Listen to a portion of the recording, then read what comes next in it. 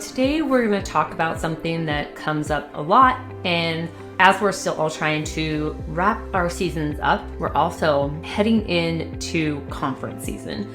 I know my calendar is full of speaking engagements, and I'm really excited to get back to the conferences where I get to interact with everybody. And pretty soon you guys, if you haven't already started, are going to be deciding which conferences you want to invest in, which ones you want to go to, send your teams to, and which ones you don't. And why are you going? And I have a lot of people always saying to me, but I'm just not sure if it's worth it. You know, we do this one, but I don't know if we should do this one. I just don't, it's hard to know what the value is there. I have business owners that say, I feel like my team's just going there to have a good time. Or, yeah, we get there and we do stuff, but it's really hard to know what we get out of it, and if what we do there is actually resulting in what's happening in our business, or if it has any actual impact at all. So that's what I want to talk about, and this is going to be a 3-part series.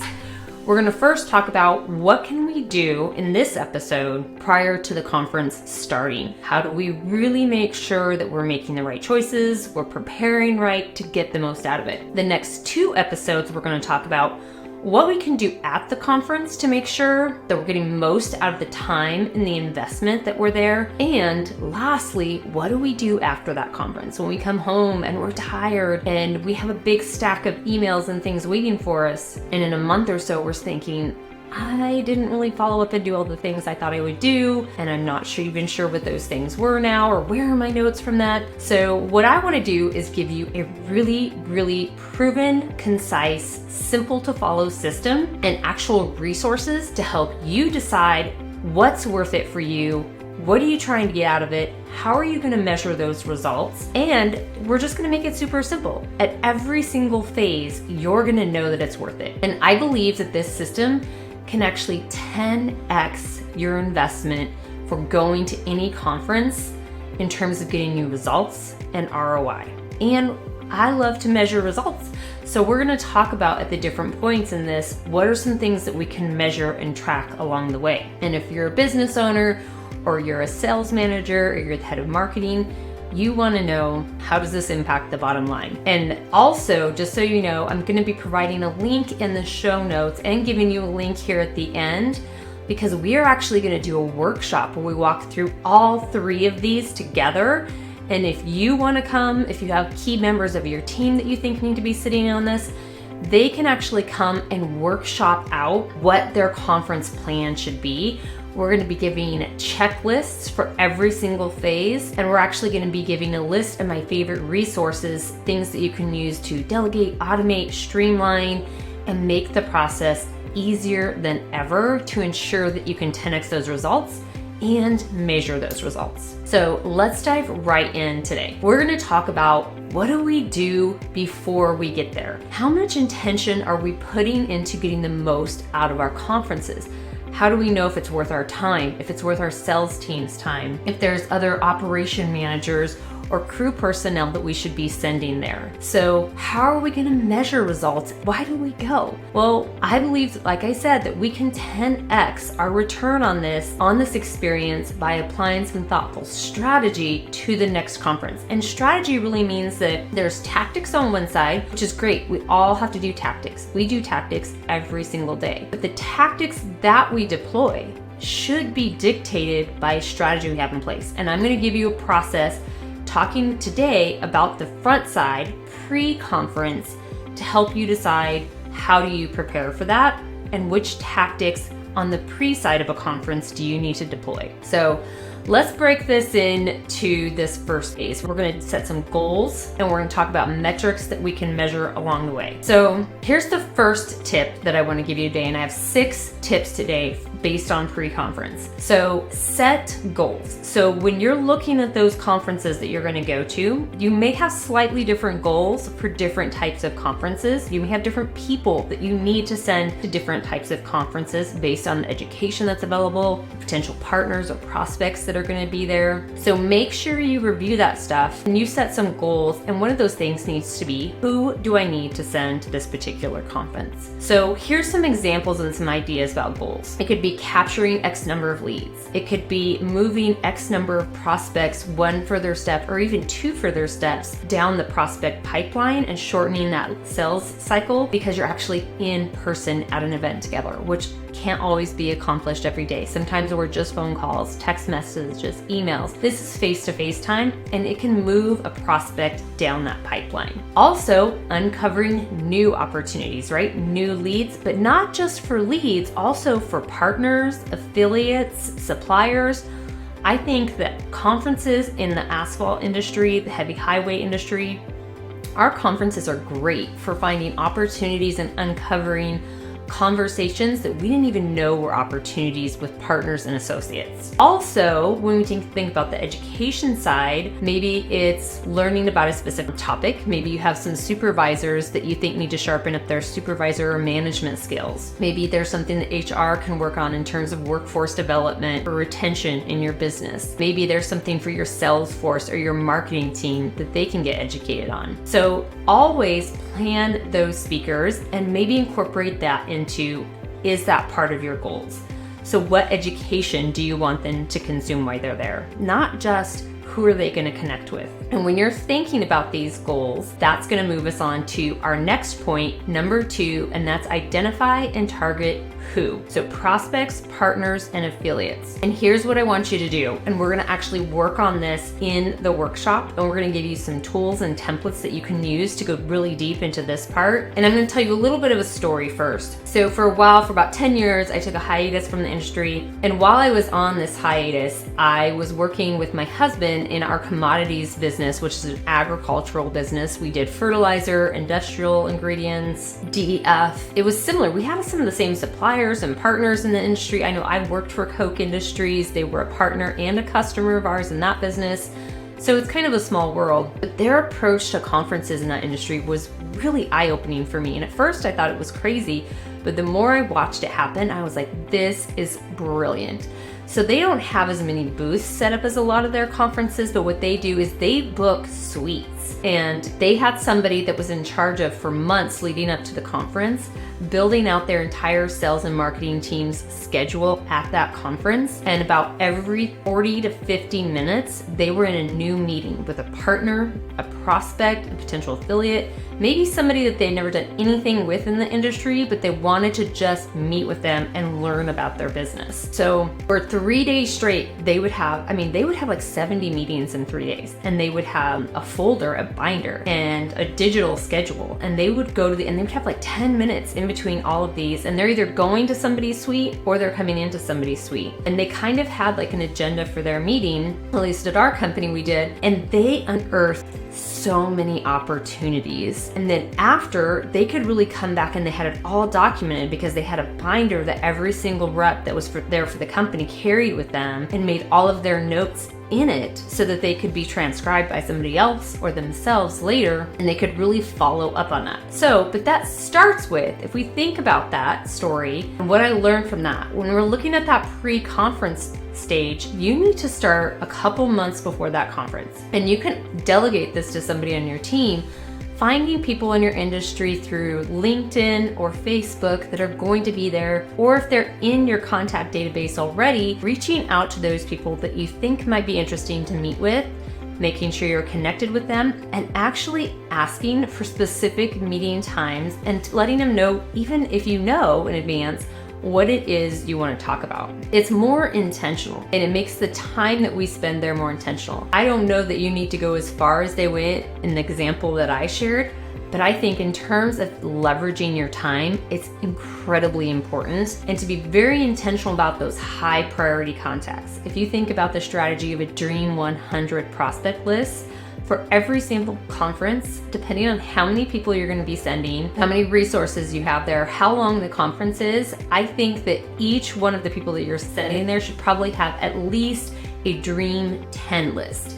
Who are the top Dream 10 people that they know that they would love to meet with, whether it's a prospect that they want to get closer to closing, or increasing that customer lifetime value by doing more work with them, educating them about a different product, potential affiliate or partner, and setting a meeting in advance and having that in your calendar, having notes about what your intentions are, because when we get there, we can get overwhelmed, we can get confused, and we can forget, what did I want to meet with this person about? So do that homework in advance. And a lot of times we can outsource this to some folks inside of our office, or even get a part-time virtual assistant to help your team prepare for this stuff, set up the meetings, get them in their calendars, and find a location. So let's talk about point number 3. That is, prepare a great piece of core content to take with you. So if you're having a booth or not, you're probably thinking about preparing marketing material. It's handouts, it's promotional products, it's a video that's on the TV, whatever it is. But even if you don't have a booth, you should really make a core piece of content. And when I say core piece of content, this is something that we use with my clients all the time. It's either produced on a weekly basis or a monthly basis, based on kind of the strategy that they're implementing in their sales and their marketing. And it's something that they can create blog posts out of, they can increase their SEO with, they can create tons of social media content out of that's actually really relevant and stuff that their audience wants to consume before they actually make decisions.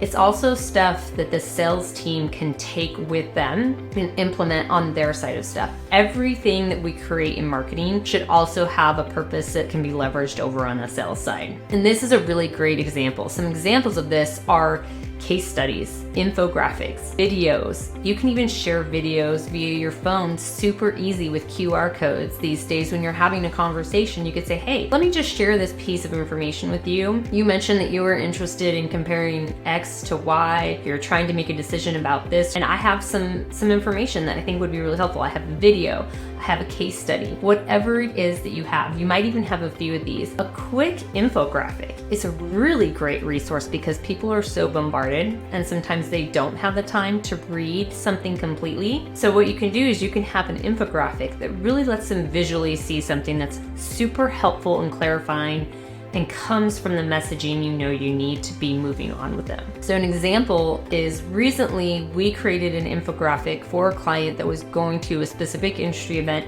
We tailored it for the audience, so we actually customized it for that, but it was something that we could actually slightly customize, because when they go to different conferences, they might be in the airport industry, they might be in the highway industry, they might be in a more private sector industry, rail industry, commercial industry. So we could actually tailor it just to give it a little bit of a personal touch, but it really was a core piece that was, the overall thing was very simple. It was the process of what is it to work with this company. And when we talk about messaging, when I do strategy work with people, one of the things we talk about is they want it to be easy. They want it to know, how do I work with you? And sometimes that can be a barrier for people moving, across that sales cycle as quick as we want them to, is we don't stop and tell them how to get started. So it was a really great, simple infographic, not too much reading, but it answered one of those primary pain points of, you're very interesting, but what would this look like if we took another step? So that's a really great idea. If you have a trademark process or something that's complicated, simplify it with an infographic. That can be a great thing, but prepare that in advance before your conference. So another thing that you might want to do as you're preparing for the conference, and we're talking about it from that content angle, is you might want to think about, is there something I want to invite people to, or a core piece of content or an event or an educational opportunity? Or maybe you're going to say, come in and give them a briefing, educating them about something that they are very concerned about or interested in their industry, something you're going to get lots of questions on. You could actually prepare that in advance, and while you're at the event, you can be inviting them to that, which automatically puts you into taking them quicker down that pipeline.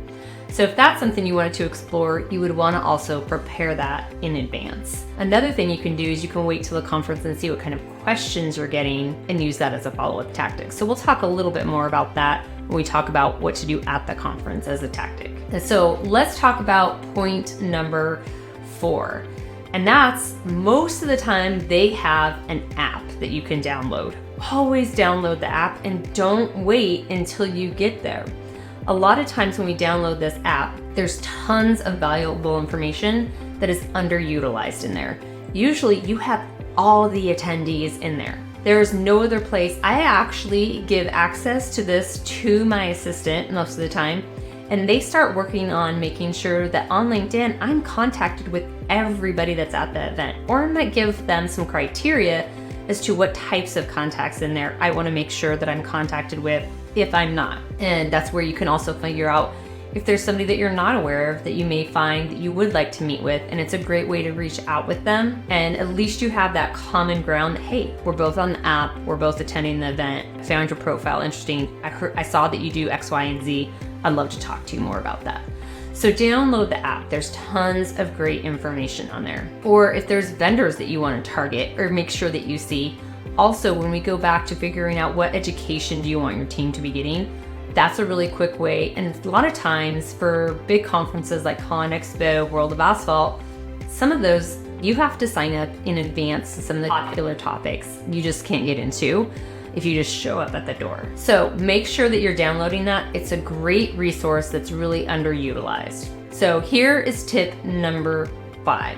And this is a potential. You don't have to do this, but I find that if you really want to level up your game, and a lot of us are doing this stuff anyway, we're planning dinners and events outside there. But really, if you're not already doing that, or if you are, think about how you're doing it.